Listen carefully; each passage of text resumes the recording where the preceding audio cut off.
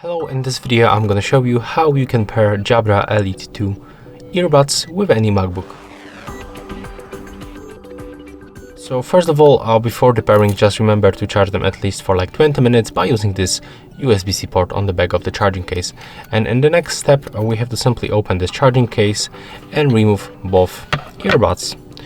As you can see in this place, we can find indicators, and we have to click and hold on the left and also the right earbud until indicators turns blue. So just repeat, click and hold it one more time.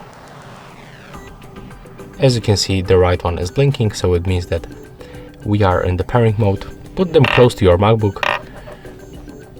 Of course, keep them out of this case, and then go to the system settings.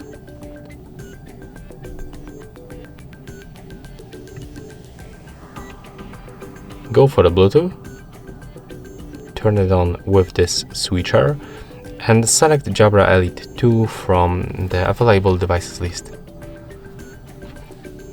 As you can see, when you are successfully connected, you have to also go for the sound settings and select them for the output and the input device. So yeah, that's all for this video. Hope you like it.